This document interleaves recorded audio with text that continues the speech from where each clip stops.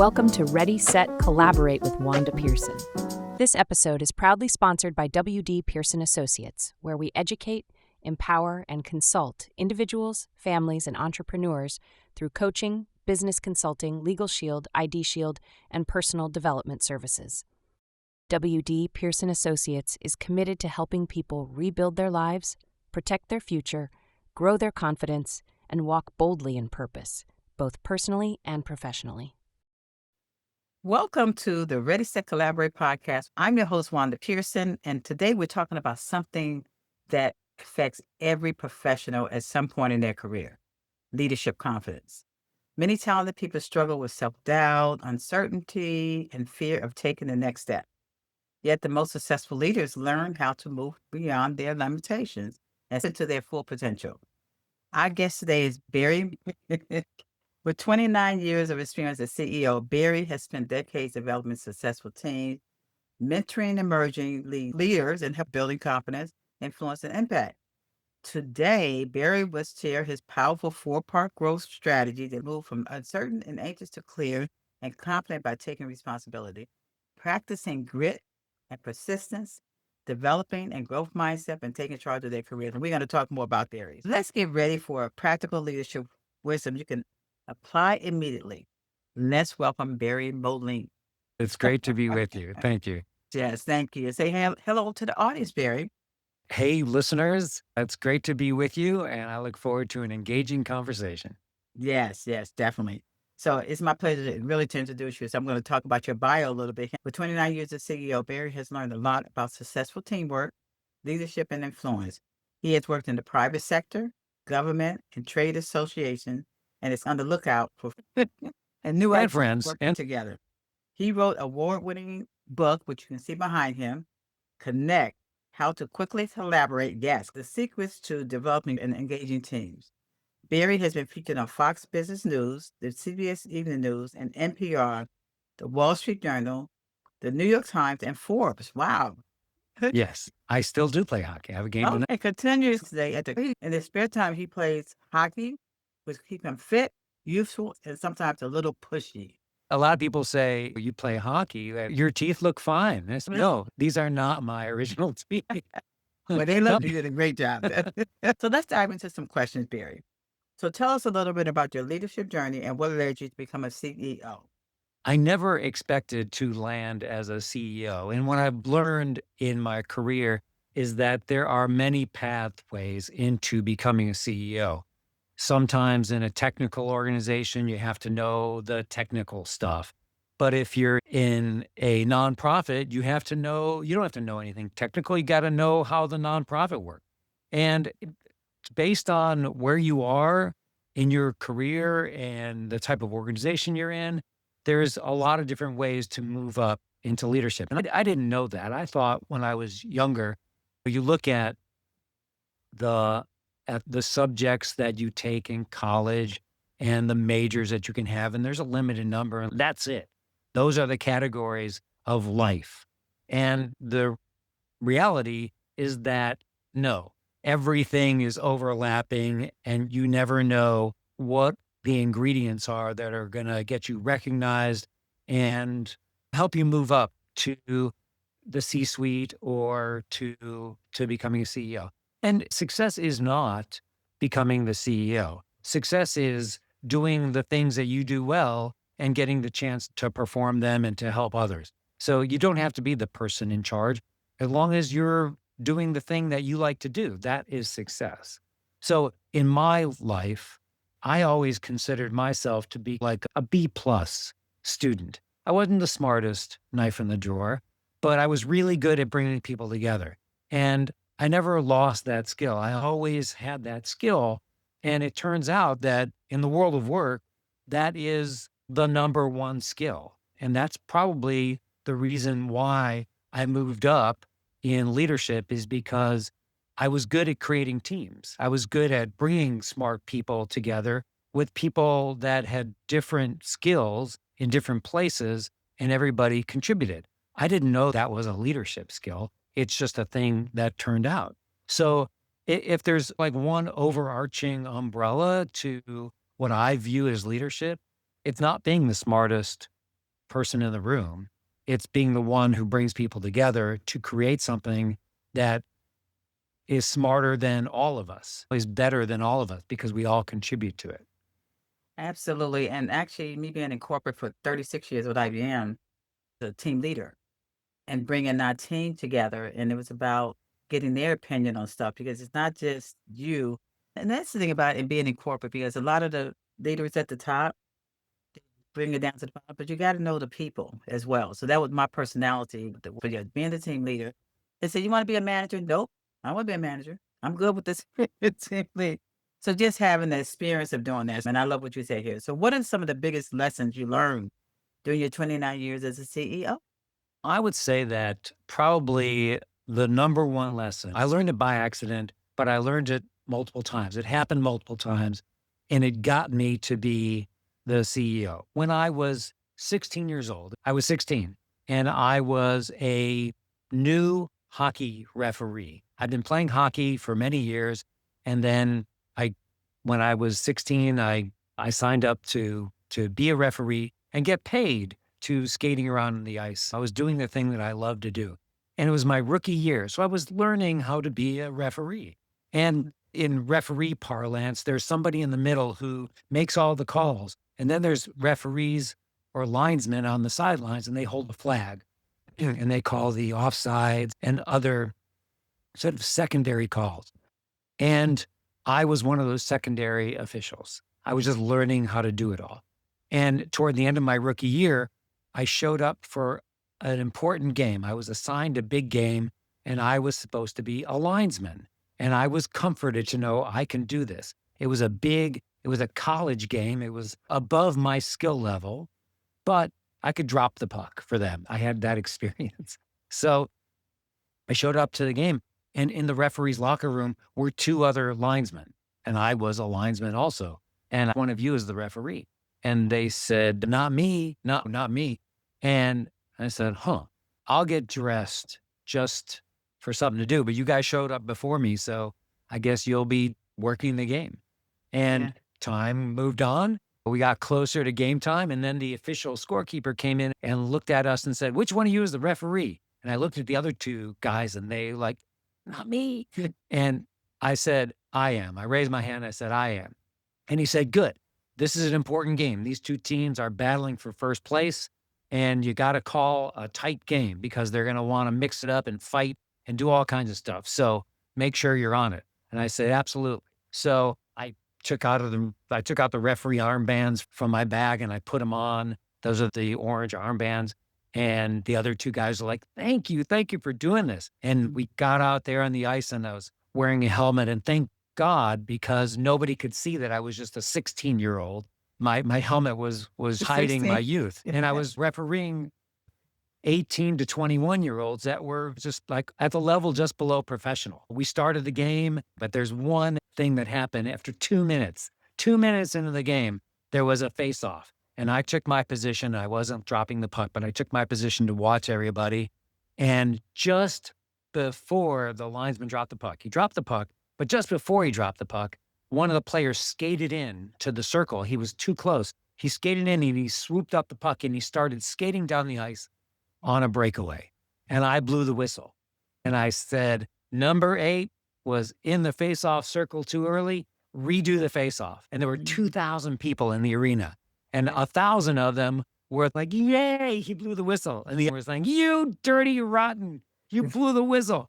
It was the right call. And I went over to number 8 and I said, if you do that again, I'm throwing you out. The rest of the game, there were no penalties. And it was fantastic. And that experience, other officials in my world of refereeing heard that I stepped up to do that game. And the next year, they gave me more and more higher level games. They started mentoring me. And at 17, I was refereeing more high level games. And at 18, more high level games.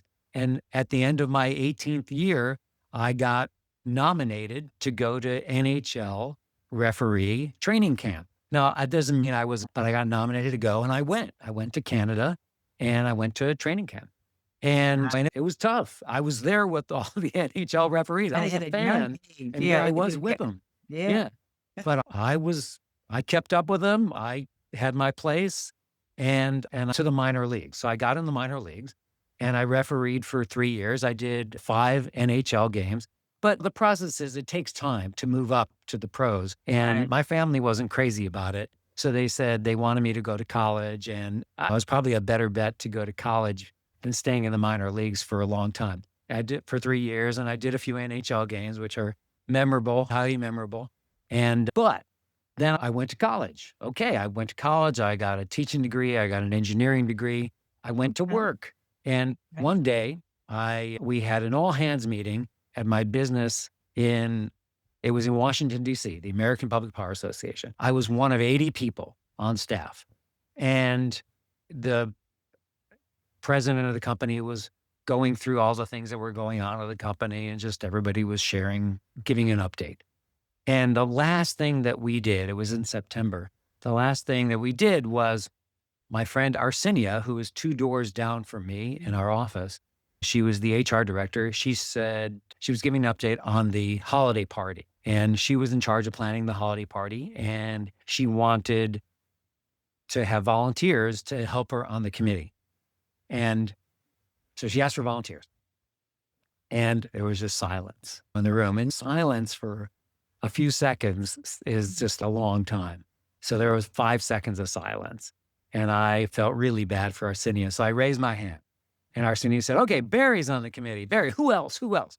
And then quickly 2 other people jumped in because somebody always needs to start out, right? And then we had our first meeting the next week. And the president of the company, his name was Larry, he came to the meeting. He was like, oh, Larry's here. It's just the 4 of us and Larry. And Larry said, I'm coming to all the meetings. I love the holiday party and I want to have a great experience. We just treated Larry as like he was anybody. We were all brainstorming. We all came up with lots of ideas and we put on a great holiday party. Okay. So that was December. January rolls around.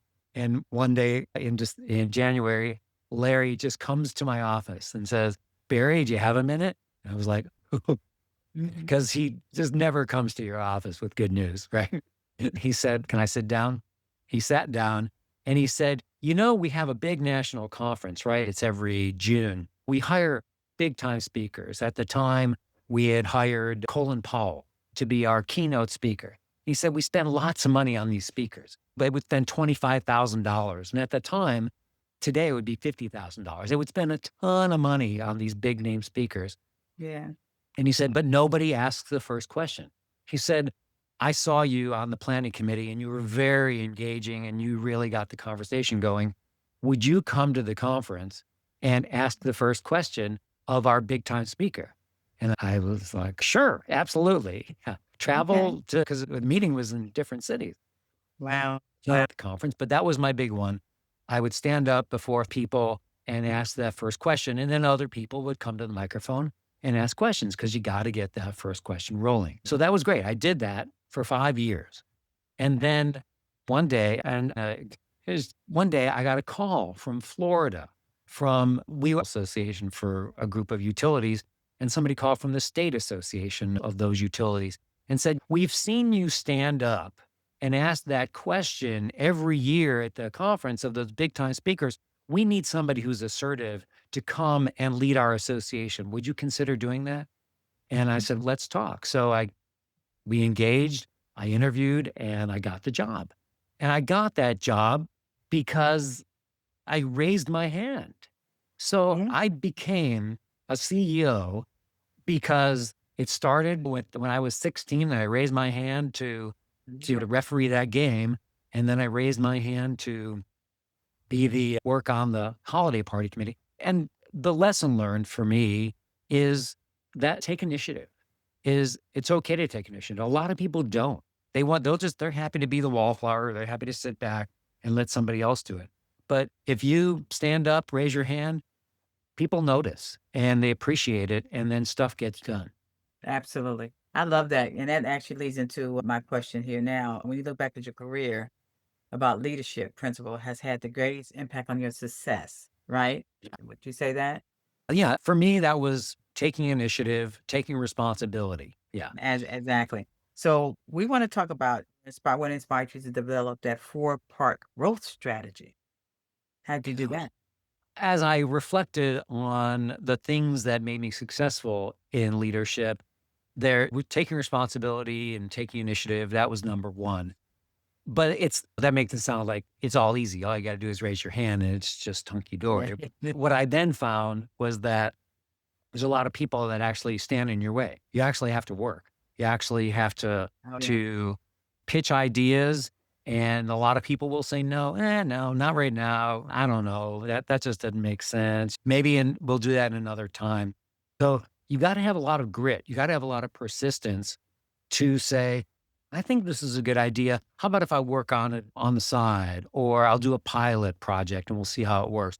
Whatever it is, you have to push your ideas forward, not in an aggressive way, but in a way where you recognize that there are speed bumps in your way and you just have to get over them.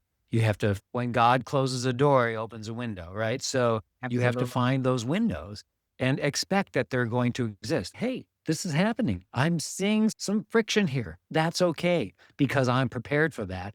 And I'm going to think about a variety of other ways to move my project forward because maybe these just aren't the right people. Maybe I need to do it with other people. Whatever it is, you've got to move your idea in some way, not bulldoze through, but just be creative in the way that you move forward because if you don't get anywhere. So you've got to get over those speed bumps along the way. Absolutely. So let's quickly talk about real fast there. I'm about to have you back on again. So let's quickly talk about the four growths. You probably said some of the things about your four-part growth strategy. Let's talk about Yeah. some. So we talked about responsibility and initiative. We talked about the third one is having a growth mindset. And this is fascinating to me because a lot of people just think to themselves, oh, I know what's going on. I've been there. I know the answer. And they fail to pay attention to what's going on in the world. You need a growth mindset in that you need to keep growing. You need to keep learning and have an open mind. Today, we're faced with AI, and clearly AI is something that is everywhere. If we don't learn about AI, then Yeah. we are definitely going to be left behind. We, so that's a perfect opportunity and a great example of what a growth mindset is. I'm going to dive into the deep end. I'm going to figure this out. I'm going to try some stuff. I'm going to talk to other people. What are you doing with AI? Can you explain that? If you're in a team with a group of other folks, get together and talk about, share ideas, what people are doing with AI. Get together with a computer and let people show each other. How do you use that program? Or how does that command work? How does that prompt work? And just keep learning about, in this case, AI, but it's every topic. If you want to be better in leadership, you have to investigate further in leadership. You have to listen to this podcast, listen to you more, Wanda. I have a podcast too. It's called Yes. Leadership Career Accelerator. And listen to podcasts on topics that make sense to you, not just all fun topics, but sometimes some things that will help you improve and moving you in a direction where you want to go. So having a growth mindset is key because it encompasses sort of everything. You get ideas from everywhere. When I go into Starbucks, I watch what they do very carefully because I figure that they have spent millions of dollars on customer service. Whatever they're doing, they have figured it out. Yeah. So I watch what they do. They write my name on a cup. They face me when they're doing their work. They smile. And all those things I take note of because that's how you do customer service, right? Yeah. So, and I get all that for free just by paying attention to them. Yeah. Yeah. So Yeah. Exactly. look everywhere. Yeah. Exactly. And that makes sense. And that's great. That's a great thing to do. So why do so many emerging leaders struggle with confidence today? It's a lot of people that don't have confidence. I, and confidence to me is a function of getting reps. So taking chances and doing things. Once let's take making a presentation. And making a presentation is as simple as speaking up in a meeting and giving an update on what your project is all about and what the status is, to a formal presentation with a PowerPoint and a podium and a microphone and an audience and so on. And you can practice giving presentations, quote unquote presentations, in those small meetings. Think about those as a presentation, because when you get reps, when you do that over and over, you become more comfortable. Okay, yeah, this is before 3 people or 5 people, maybe just a small group, but it's still good practice. And then when you have that opportunity to speak to another group, it's preparation. So by doing those things, you get those reps in, and now you feel like, it's okay to be nervous when it comes to giving a presentation. Just channel that into your energy to be there and present. You want to do a good job.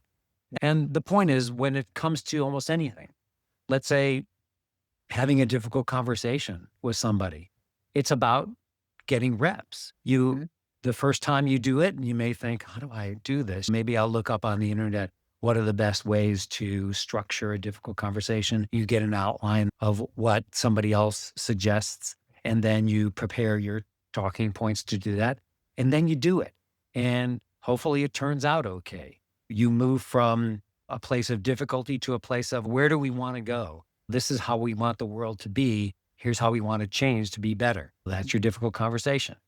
And once you do it, you think, okay, the next time you have to do a difficult conversation, you've done it before. So getting reps all along the way builds your confidence. And even when you get to a point where you've never done something before, if you say to your team, hey, I'm new at this, help me figure this out. Let's make this happen together. Or maybe your team is brand new at it. Let's all figure this out together. Then everybody's building confidence together. But I really think confidence is tied to getting repetitions, getting experience, and starting small, and then recognizing, hey, I did that. I can do it again and again. That's good. Yeah, that's good. And how can leaders inspire confidence in their teams during uncertain times with everything that's happening today? How can you get? I think the role of a leader is very similar to the role of a coach. And when things are uncertain, we don't know what the outcome is going to be. We know that we have the energy to work on it, but we don't know if we're going to succeed.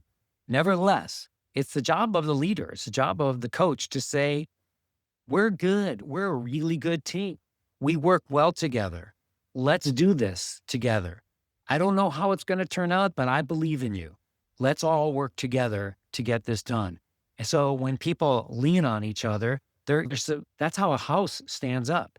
It's got all these pieces of wood that are all leaning on each other and creating a structure. So when everybody leans on each other as opposed to fighting each other, then they can accomplish something. And I think that a leader's responsibility is to say, I believe in us. We're good in a variety of areas. Let's go do this together. Yeah, I love that. Yeah. And then let me ask you, and actually we're winding down. I got to have you on again, Barry. So if you can give one piece of leadership advice to your younger self, what would it be when you were younger? Yeah, that is a very good question. Making it, I'm not sure if that meant financially or from my place in the company kind of thing, being respected or having a title, that kind of thing. And I think I would tell my younger self just to chill out, that it's okay. Just keep doing a good job where you are and working in the direction of things that you're interested in, and then things are going to work out. And I really believe that's true. It's okay to have a plan, to say, here I am at this company and I see another job that I'd like to have. I want to move to that job, or maybe there's a job at another company that you're interested in. Whatever it might be, it's good to have a plan where you're looking ahead and then to move in that direction of doing those things.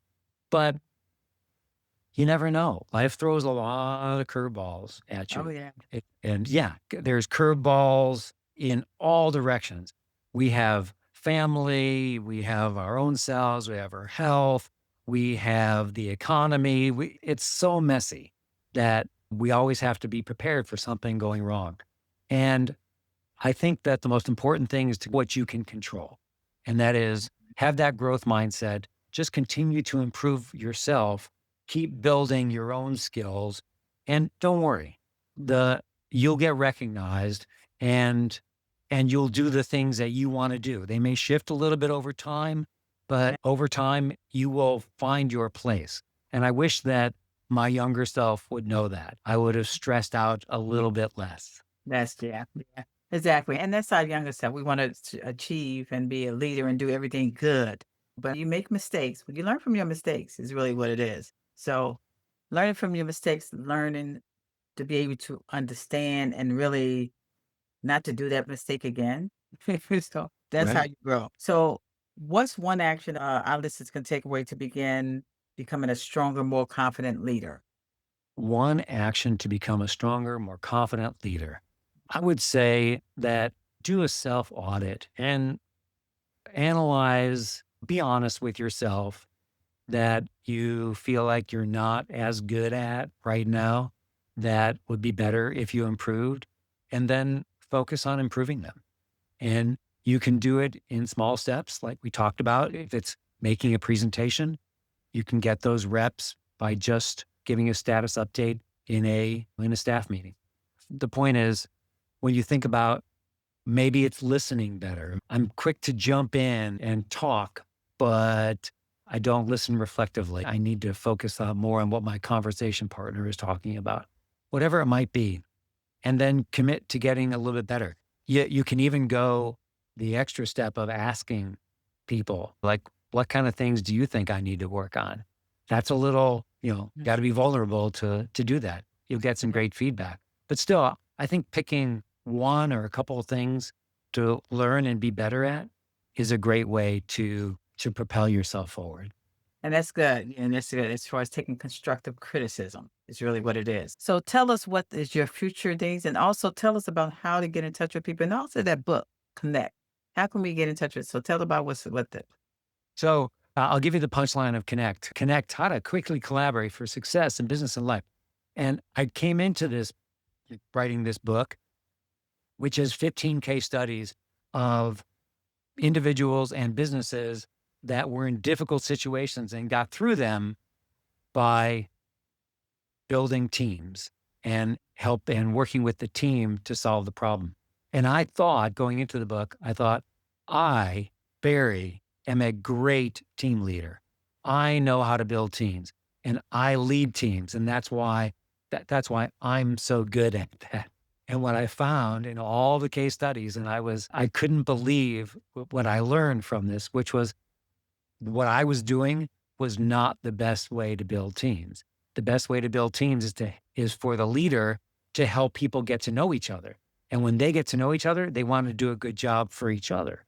And that's the job of the leader. It's not to bring people together and make them work together, which is what I thought I needed to do. It's to bring people together and get them to know each other.